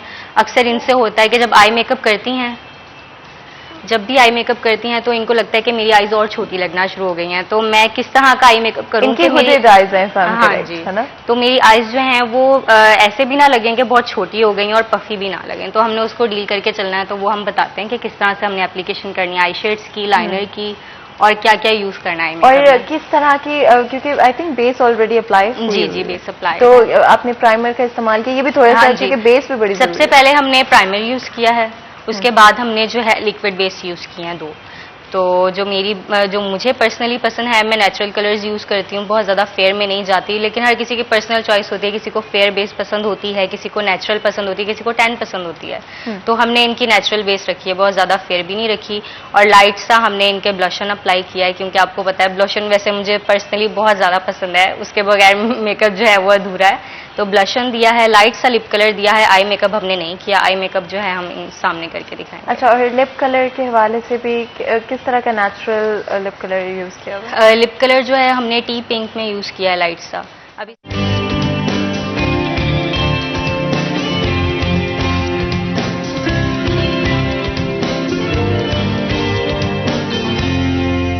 लगाया जाए, किस तरह का कलर इस्तेमाल किया जाए जो कि आपकी आंखों को बड़ा बड़ा दिखाएं और पॉप होता हुआ दिखाएं, प्रोमिनेंट कर दें। तो अगर आप भी चाहते हैं, आपके कोई भी सवालात हैं, तो आप इस नंबर पर जो कि आपकी स्क्रीन पर आ रहा है इस वक्त, उस पर जल्दी से कॉल कर सकते हैं और इस डिस्कशन का हिस्सा बन सकते हैं। और मुझसे तो इंतज़ार नहीं हो रहा, मैं तो देखना चाहती हूँ, क्योंकि मेरी बहन की भी हुडेड आइज़ हैं और उसकी हमेशा यही कंप्लेन होती है कि मैं अच्छा जो है वो नहीं लग रही हूँ और मेरी आंखें बड़ी नहीं लग रही हैं। तो आई थिंक ये बहुत इंपॉर्टेंट कंसर्न है लोगों की। और ब्लश के हवाले से भी अगर बात करें, क्योंकि मेकअप ब्लश के बगैर इनकम्प्लीट होता है, तो ब्लश पहले तो होता था कि बस फेस के ऊपर अप्लाई कर लिया जाए, लेकिन अब आई थिंक ट्रेंड चेंज हो जी। देखिए, ब्लशन की भी टेक्निक होती है कि आपने किस वे में लगाना है, आप किस टेक्निक से लगा रहे हैं, क्योंकि अगर आपका फेस बहुत ज़्यादा हेल्दी है तो फिर आपको देखना पड़ता है कि आपको उसको इस तरह का कट देना पड़ता है कि आपका फेस जो है वो और ज़्यादा ब्रॉड ना लगे, हैवी ना लगे। और अगर आपका फेस ऑलरेडी स्लिम है तो उसमें भी देखना पड़ता है कि आपने किस तरह से ब्लशन लगाना है। अब जैसे इनका फेस बहुत ज़्यादा हेल्दी भी नहीं है और बहुत ज़्यादा स्लिम भी नहीं है, तो हमने नेचुरली इनका ब्लशन जो है हल्का सा जो है ट्रिल उसमें दिया है, ताकि फेस जो है वो बहुत ज़्यादा और हेल्दी भी ना लगे। अच्छा। तो ये चीज़ हमें देखनी पड़ती है कि आप ब्लशन किस शेप में दे रहे हैं, फिर कंटोर किस शेप में कर रहे हैं। वैसे हमने इनका इतना कंटोर नहीं किया, ब्लश ही सिर्फ दिया है, क्योंकि आपको पता है कि जब आपने नॉर्मली मेकअप करना होता है तो इतना ज़्यादा हैवी मेकअप भी नहीं अच्छा लगता, लेकिन हल्का सा हमें दोबारा अपने फीचर्स इन्हेंस करने पड़ते हैं, क्योंकि जब आप बेस अप्लाई करते हैं तो फीचर्स आपके सारे फ्लैट हो जाते हैं, तो उन फीचर्स को दोबारा से उठाना पड़ता है आपको। और कंटोर के हवाले से बात करें तो आई थिंक वो भी बड़ा इंपॉर्टेंट फैक्टर होता है आपके फेस कट्स के हवाले से। तो क्या टेक्निक्स होनी चाहिए? पहले तो कहा जाता था जी कि कान से नाक तक जो है वो लाइन ड्रॉ करने की कोशिश की। इसमें ये होता है कि देखें, जब आप बेस अप्लाई करते हैं, ठीक है, आपने देखा होगा पहले सुनने में आता था कि जब आपने मेकअप करवाया आपके सारे फीचर्स ही चेंज हो गए, फेस स्लिम लग रहा था, उसके बाद आपका फेस इतना हैवी लगना शुरू हो गया, इसलिए क्योंकि आपने बेस तो अप्लाई कर ली, लेकिन जो फीचर्स थे वो दोबारा से नहीं आपने जो है ना सही किए, क्योंकि आपको पता है कि नेचुरली अल्लाह ताला ने हमारे इतने अच्छे फीचर्स बनाए हैं कि हमारे ऑलरेडी कट्स फील हो रहे होते हैं, लेकिन जब हम बेस अप्लाई करते हैं तो वो सारे फीचर्स फ्लैट हो जाते हैं, तो फिर हमें कंटोर करके उन फीचर्स को दोबारा से इन्हेंस करना पड़ता है। और अक्सर ये भी होता है कि आपकी नोज़ जो है वो थोड़ी ज़्यादा ब्रॉड है, या आपके चीक्स जो हैं वो थोड़े ज़्यादा हैवी हैं, तो उसको भी हम और कट्स देने के लिए उससे भी हम कंटोर से इन्हेंस करते हैं। और पाउडर कंटोर बेहतर रहता है या फाउंडेशन को अगर 2 कलर्स में इस्तेमाल करें? ये डिपेंड करता है कि आप कौन सी बेस यूज़ कर रहे हैं। अगर आप लिक्विड बेस यूज़ कर रहे हैं, आप ऊपर पाउडर नहीं यूज़ कर रहे, तो फिर आप लिक्विड में ही जाएंगे। अगर आपकी बेस ड्राई में है, आपने लिक्विड यूज़ किया है लेकिन उसके ऊपर कॉम्पैक्ट पाउडर भी यूज़ किया है, तो फिर आप कॉम्पैक्ट शेड में यूज़ कर सकते हैं, मतलब पाउडर शेड में भी यूज़ कर सकते हैं। तो जी हमारे साथ हमारे पहले कॉलर जो है वो मौजूद हैं। तो अस्सलाम वालेकुम, क्या सवाल है आपका, क्या कंसर्न है? वालेकुम अस्सलाम। जी मैम, आपका प्रोग्राम बहुत ही अच्छा है और बहुत कुछ सीखने को मिलता है। Thank you so much. Thank you. हाँ, मेरा ये सवाल कि मेरी स्किन बहुत ऑयली है और कंप्लेक्शन भी डार्क है, तो मैं ये जानना चाहती हूँ कि इस ऐसी स्किन के लिए कौन सा मेकअप, मतलब मैं मेकअप करती हूँ तो वो मेकअप सारा खराब हो जाता है। अच्छा, और ठीक हो गया। अगर और हमारी मेकअप आर्टिस्ट जो हैं वो भी आपकी आवाज़ सुन सकती हैं, तो अगर आप डायरेक्टली जवाब देना चाहिए। जी, इसमें यह है कि आप सबसे पहले प्राइमर यूज़ करें जो ऑयली स्किन के लिए है, ताकि आपका ऑयल कंट्रोल हो जाए। और कोई सवाल अगर आप पूछना चाहती हैं तो वो भी आप पूछ सकती हैं एडिशनल। एक्ने भी है आपके स्किन के ऊपर, स्कार्स भी हैं? जी जी, एक्ने है, एक्ने बहुत ज्यादा। ठीक है, मैं इनको डिटेल में बता देती हूँ कि तो किस तरह चले से जी, बेस करना थैंक यू सो मच आपके सवाल के लिए, और जवाब जो है आपको अभी दिया जा रहा है। इसमें यह है कि देखें आपकी स्किन के ऊपर स्कार्स हैं, स्किन ऑयली भी है, डल भी है। और आई थिंक ये कंसर्न सिर्फ हमारी ये जो कॉलर है इनकी नहीं है, बल्कि और भी बहुत सारे लोगों की ये कंसर्न है। इसलिए मैं चाहूंगी कि हम इसको ज्यादा डिटेल में कवर कर सके, लेकिन क्योंकि ब्रेक का वक्त हो गया है तो हमें पहले छोटा सा ब्रेक लेना पड़ेगा। जैसे ही हम ब्रेक से आएंगे आपका ये सवाल जो है उसको आंसर किया जाएगा, तो कहीं मत जाएगा।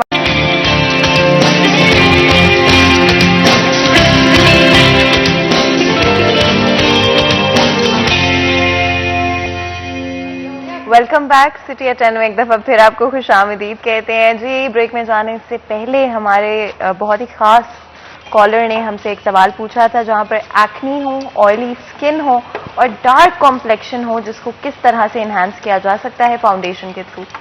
और आई थिंक मेरे से बेहतर हमारी जो मेकअप एक्सपर्ट हैं इस चीज़ को और इस कंसर्न को वो सही तरह से बता सकती होंगी। तो अगर अक्सा आप बता दें, या अगर आप बताना चाहती हैं आप बता दें। वो एप्लीकेशन करती जाएंगी आपको अक्सा, और साथ ही बताती जाएंगी, गाइड करती जाएंगी किस तरह करना है। चलें अक्सा, चलें बता दें जल्दी से हमारी कॉलर को भी, और बहुत सारी और भी हमारे देख रहे होंगे ऑडियंस। सबसे पहले जब ऑयली स्किन है आपकी बहुत ज़्यादा, तो आपने क्लेंस करना है फेस को, क्लेंजिंग करके उसके बाद मेकअप जो है वो स्टार्ट करना है। तो मैं हाथ के ऊपर अपने बेस बना के आपको बता देती हूँ, ताकि आपको टेक्निक पता चल जाए आपने किस तरह से करना है।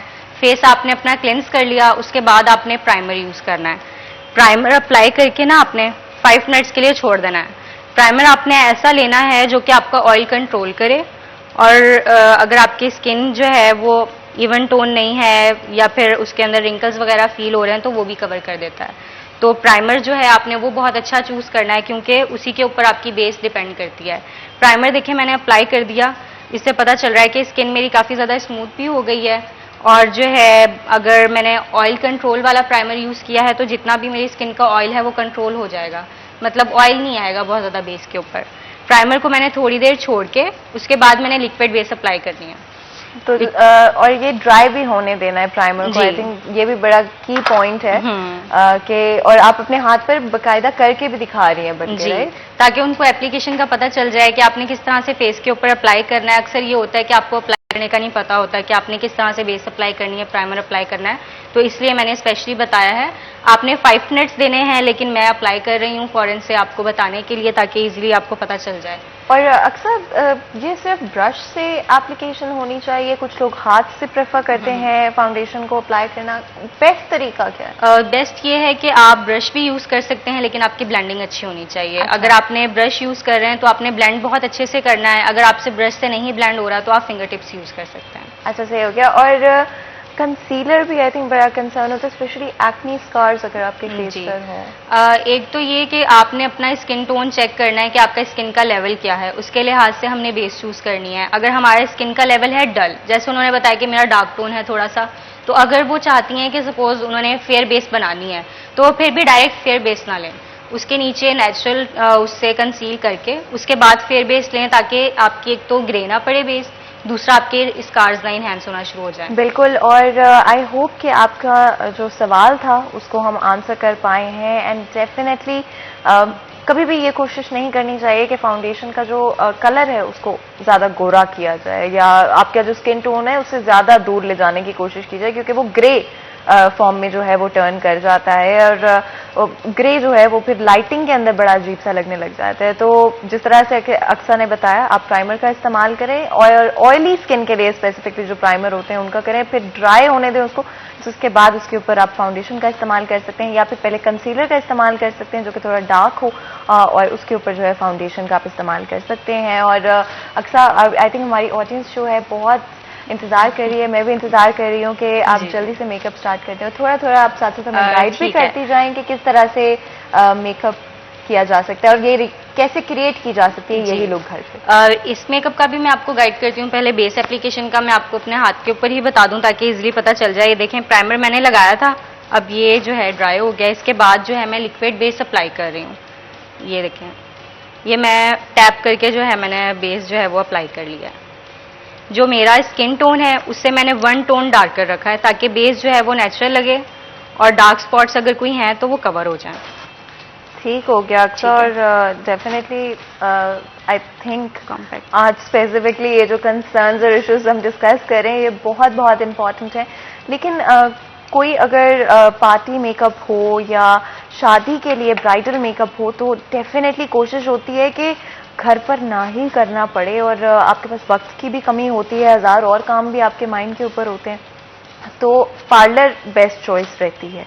और क्योंकि आप खुद पार्लर जो है आप लोगों का है समीना सिंघार, और मैं चाहूँगी उस हवाले से भी थोड़ा सा बताइएगा किस तरह की कोई डील्स, किस तरह की कोई चीज़ें हैं जो कि अवेल की जा सकती हैं, स्पेशली वो लोग जिनके या तो कोई पार्टी आ रही है, कोई फंक्शन आ रहा है या कोई शादी। आजकल वैसे हमारी जो डील्स चल रही है ना, सेल्फ ग्रूमिंग की चल रही हैं, वो आप ले सकते हैं।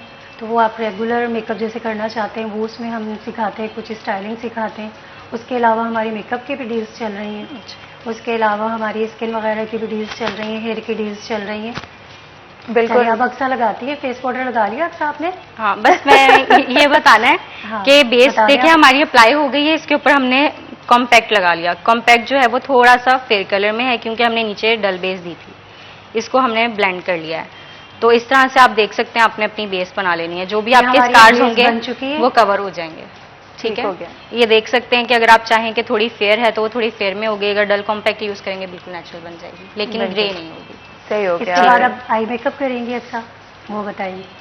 सही हो गया। और डेफिनेटली बहुत ही इंटरेस्टिंग लुक जो है आज की जाएगी एंड अक्सा बहुत बहुत टैलेंटेड हैं, no doubt about it. Even जो उन्होंने अपने ऊपर मेकअप किया हुआ है मुझे बहुत अच्छा लगा है, बहुत सटल है, बहुत फ्रेश लुक है, कोई ऐसे नहीं लग रहा कि बहुत ज़्यादा मेकअप किया हुआ है या चाहे बहुत सारे प्रोडक्ट्स आपने इस्तेमाल किए भी हों, बट आई थिंक यही सबसे मज़े की चीज़ होती है कि पता नहीं चल रहा होता है कि कितने प्रोडक्ट्स का इस्तेमाल किया गया।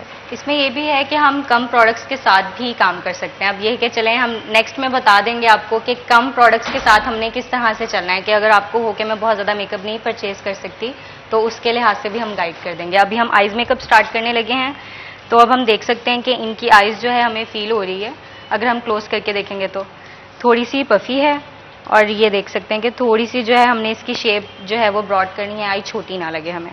बिल्कुल। और अगर आप की हुडेड आइज हैं या आपको लाइनर किस तरह से लगाना है, नहीं लगाना है, मस्कारा या स्पेसिफिकली आंखों के हवाले से या ओवरऑल स्किन केयर या मेकअप के हवाले से आपके कोई सवाल हैं तो नंबर आपकी स्क्रीन पर मौजूद है और आप हमें कॉल कर सकते हैं और लाइव ऑन एयर जो है सवाल आप अपना पूछ सकते हैं। आपकी कंसर्न हो सकते हैं कि ना सिर्फ आपकी कंसर्न हो बल्कि और भी बहुत सारे लोग हों जिनका वही सवाल हो, और हमारे शो में यही प्लेटफॉर्म प्रोवाइड किया जाता है कि आपके कोई भी सवालात हैं, कोई भी कंसर्न्स हैं, हमारा काम है कि आप लोगों के उन सवालों को, उन कंसर्न्स को हमने आंसर करना है आपके लिए, चाहे वो आपकी नेक्स्ट कोई इवेंट हो या कोई भी आप प्लान कर रहे हो या फिर आपने वैसे ही जो है सोशल मीडिया पे फ्रेंड्स के साथ आप कोई पोस्ट शेयर करना चाहते हो और उसमें मेकअप आप करने वाले हो, तो हमारा काम है कि आपके लिए वो चीज़ आसान कर दें। आप देख सकते हैं कि अक्सा मेकअप जो है ऑलरेडी स्टार्ट कर चुकी हैं, पहले से ही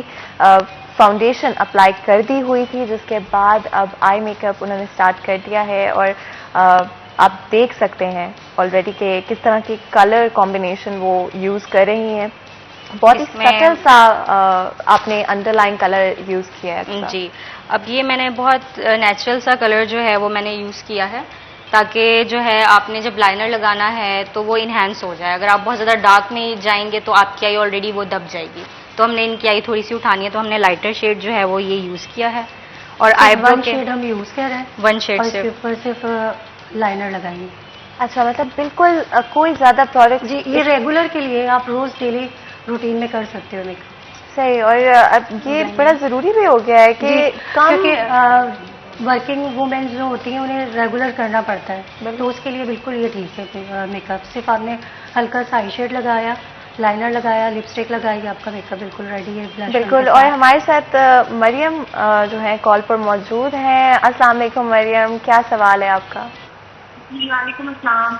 मैम आपका शूट बहुत अच्छा है। मैं Thank you so आज much. सवाल से सवाल करना चाहती हूँ कि मैं थोड़ी चबी हूँ, तो मेरे फेस पर जब मैंने मेकअप करना होता है तो कंट्रोलिंग की भी जरूरत पड़ती है, लेकिन जब मैं कंट्रोल करती हूँ तो मुझसे प्रॉपर्ली होता नहीं, अच्छा, ना चीक पे ना ही चिन पर, तो उसकी वजह से बहुत मसला होता है कि मेकअप का सारा लुक खराब हो जाता है। मुझे कोई एडवाइस दे कि मैं क्या करूँ? बिल्कुल।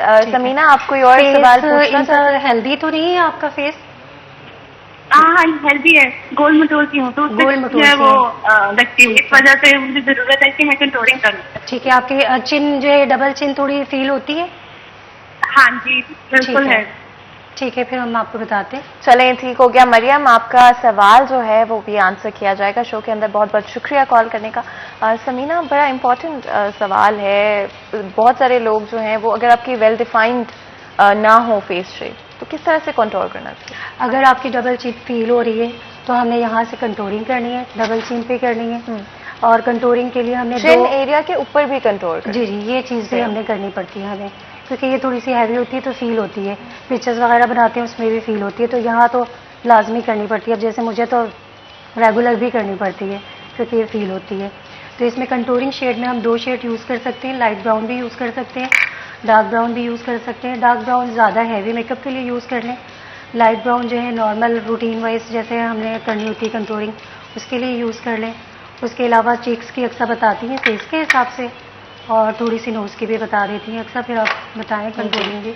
अच्छा, कंटोर का हम बताते हैं। वो कहें कि मेरा फेस बहुत ज़्यादा चबी है, तो इसमें क्या आपको चीक्स का अपना देखना पड़ता है कि किस तरह से फेस को कंट्रोल करना है। अगर फेस जो है आपके चीक्स जो है या चीक बोन आपकी बाहर की तरफ है, तो आपने चीक बोन को डील करना है। अक्सर ये होता है कि ये चीक बोन होती है आपकी, ठीक है, यहाँ पे आप कंट्रोल कर रहे होते हैं, तो क्या होता है जो आपकी वो बोन है वो और ज़्यादा इन्हेंस हो जाती है। जब आप स्माइल करते हैं तो वो और ज़्यादा फेस चबी लग रहा होता है, तो हमने उस बोन के ऊपर से कंट्रोल स्टार्ट करना है। ये बोन जा रही है हमारी, तो हमने इस बोन से स्टार्ट करेंगे और यहाँ तक लेके जाएंगे। जब हम यहाँ से करेंगे तो वो कट हो जाती है हमारी बोन, तो जब वो हम सामने से देख रहे होते हैं तो वो फेस यहाँ से एक साइड से आपका स्लिम लग रहा होता है जब आप इसको डील करते हैं। अगर आप यहाँ नीचे से देंगे तो वही जब आप स्माइल करेंगे तो वो और ज़्यादा इन्हेंस हो जाती है बोन। तो बोन को इन्हेंस नहीं करना, उसको दबाना है आपने। तो वो हमने कट कैसे करनी है, हमने डार्क टोन यूज़ करनी है। हम इतनी डार्क टोन यूज़ कर रहे हैं, अगर डार्क है कलर तो डार्क टोन यूज़ करेंगे, अगर फेयर है आपका फेस का कलर और बेस भी आपने फेयर यूज़ किया तो बहुत ज़्यादा डार्क में नहीं जाएंगे, ताकि पता ना चले कि स्पेशली बहुत ज़्यादा कंट्रोल किया हुआ है, नेचुरल कंट्रोल लगना चाहिए। फिर हम लाइटर शेड यूज़ करेंगे। अभी लाइटर शेड यूज़ करके हम दिखाते हैं कि हमने कंट्रोल कैसे करना है। यहाँ से हमने स्टार्ट किया, ये हमने थोड़ा सा कंट्रोल कर लिया। ये तो मैं भी बहुत ध्यान से देखती हूँ कि मुझे भी है कि पता चल जाए कि किस तरह से कंट्रोल करना चाहिए, बिकॉज मैंने बहुत कोशिश की है लेकिन कंट्रोलिंग जो है मैं नहीं सीख पाई हूँ, और थोड़ा सा मुश्किल है। बहुत आई थिंक बहुत मुश्किल है। जिस बंदे को मेकअप नहीं आता उसके लिए बहुत बहुत मुश्किल है, लेकिन अक्सा और समीना ऑफ कोर्स एक्सपर्ट्स हैं, उनके लिए बहुत आसान है। और आज हम पूछ के रहेंगे सारी चीजें ताकि अगली दफा आपने मेकअप करना हो तो बहुत आसान हो जाए। लेकिन उससे पहले छोटा सा ब्रेक लेते हैं, ब्रेक के बाद हाजिर होंगे, कहीं मत जाइएगा, हमारे साथ रहिएगा।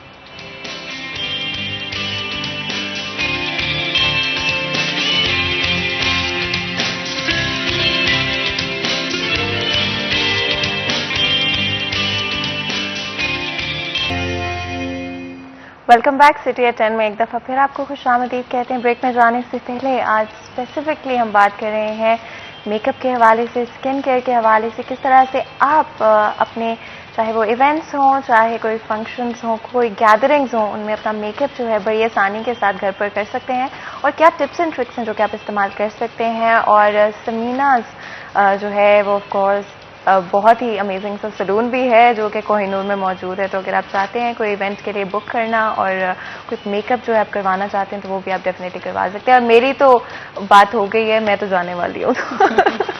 अक्सर मेकअप के वाले से आज हम एक ऐसी लुक कर रहे हैं जो बिल्कुल सिंपल है, बिल्कुल सिंपल है, लेकिन आपको टेक्निक्स पता होनी चाहिए। अगर आप सिंपल लुक भी करें, टेक्निक्स नहीं पता तो ऑलरेडी फीचर्स इस तरह से नहीं होंगे। अब देखिए हमने इनका यहाँ पे कंट्रोल किया है तो हम देख सकते हैं फेस हमें यहाँ से थोड़ा स्लिम लग रहा होगा और यहाँ से हमें थोड़ी सी जो है वो ब्रॉड लुक आ रही होगी फेस की। तो ये मैंने एक साइड पे किया, एक साइड पे नहीं किया ताकि डिफरेंस नजर आए, पता चले।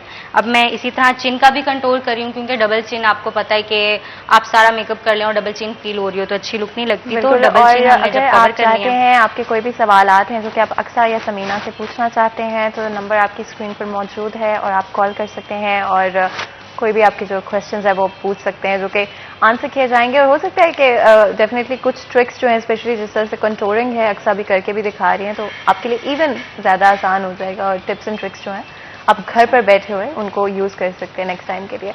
अक्सर मस्कारा जो होता है वो भी मैंने सुना है 2-3 आप कोट लगाओ तो ज्यादा प्रोमिनेंट हो जाता है। इसमें यह है कि आप मस्कारा कौन सा यूज करें। अगर आपकी लैशेज लाइट हैं तो आप वॉल्यूमाइज्ड मस्कारा यूज करें ताकि आपकी लैशेज जो हैं वो आपको दूर से ही इनहेंस हो जाएं, आपको लैशेज ना लगानी पड़ें। क्योंकि देखें छोटी छोटी गेट टुगेदर के लिए तो नहीं अच्छा कि हम लैशेज लगाना शुरू कर दें या रेगुलर बेसिस पे, क्योंकि अक्सर अब लोगों को इतना क्रेज होता है कि वो डेली बेसिस पे भी ये चीजें करना शुरू कर देते हैं। तो उससे बेहतर है कि वॉल्यूमाइज्ड मस्कारा यूज करें ताकि खुद ब खुद जो है वो लेंथ मिल जाए हमारी लैशेज को। सही हो गया। और तो अभी भी हमने वही मस्कारा यूज किया है, लाइनर यूज किया है। आईज क्लोज करें, ये देखें हमने ब्लेंडेड सा लाइनर दिया, सॉफ्ट सा, बहुत ज्यादा शेप नहीं इनहेंस की ताकि उनकी आई की लुक निकले। आईज ओपन करें, ये देखें हम देख सकते हैं कि अब इनकी आई की शेप किस तरह लग रही है। आई की शेप भी आ रही है लेकिन जो है आईज आपकी छोटी नहीं लग रही या बहुत दबी हुई नहीं लग रही। अक्सर ये होता है कि वो कहते हैं बस काजल मुझे डालने का शौक है, तो आपको आई शेप भी देखनी पड़ती है कि आपकी आई शेप क्या है। लाइनर किस तरह का आपने लगाया है, बिकॉज बहुत अच्छा लग रहा है एंड इट्स एब्सोल्युटली अमेजिंग। ये किस तरह से पतला सा है बिल्कुल। आई थिंक ये हमने बिल्कुल लैश के साथ करके हमने लाइनर लगाया है और उसे ब्लेंड कर दिया। बिल्कुल इस तरह नहीं किया कि हमने लगा के ना लाइन जो है वो छोड़ दी, क्योंकि आपको पता है ट्रेंड होता है। अब इसमें ये है कि जितना सॉफ्ट ब्लेंडेड होगा। हमारे साथ एक कॉलर भी मौजूद है एंड पूछते हैं क्या सवाल है उनका। अस्सलाम वालेकुम, कैसी हैं आप? मैं ठीक ठाक। आप बहुत अच्छी लग रही है। Thank you so much, thank you. और आपका होस्ट करने का अंदाज भी बहुत अच्छा लग रहा है। Thank you so much, thank you. मैं समीना से पूछना चाहूंगी कि मुझे पसीना बहुत ज्यादा आता है। मैं जब भी मेकअप करती हूँ तो सारा वो बेस जो होती है वो उखड़ जाती है ना, बिल्कुल बाहर आ जाती है, खराब हो जाता है। तो जी बिल्कुल ठीक है। इनकी स्किन, अच्छा जी, तो आयशा की तरफ से सवाल स्किन जो है में पूछना चाह रही थी कि इनकी ऑयली है या फिर नॉर्मल है। स्किन ऑयली है, मेरी नाक के पास से तो बहुत ज्यादा ऑयली है। अच्छा अच्छा, नोज आपके जो है ऑयली है। ठीक है, बताते हैं फिर हम आपको। हाँ जी। तो अगर पसीना जो है डेफिनेटली गर्मियों के अंदर तो बहुत ज्यादा आता है, तो इस हवाले से थोड़ा सा बताइएगा। इसमें यह है कि पहली बात आपको मैंने पहले भी बताया, प्राइमर जो है ऑयल कंट्रोल का आप यूज करें और मेकअप करने से पहले ना एक बार आप क्लेंस कर लें। क्लेंजर कोई ऐसा यूज करें जो आपकी स्किन थोड़ी सी ड्राई कर दे। अगर ऑयली स्किन है तो ड्राई स्किन के ऊपर बिल्कुल भी सूट नहीं करेगा, बल्कि उसके बाद पैचेस बन जाएंगे।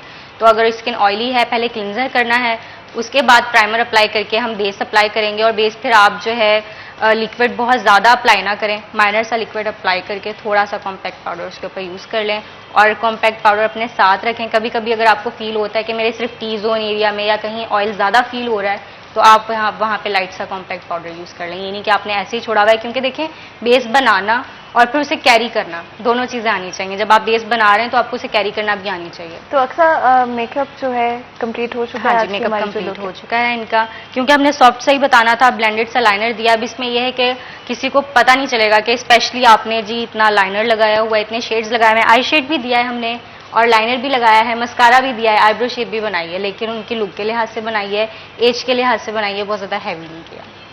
तो जी बहुत ही खूबसूरत मेकअप लुक एंड स्पेशली ऐसे लुक जो कि आप डेली कर सकते हैं और घर पर बड़े आसानी से हो सकता है। अक्सर थैंक यू सो मच।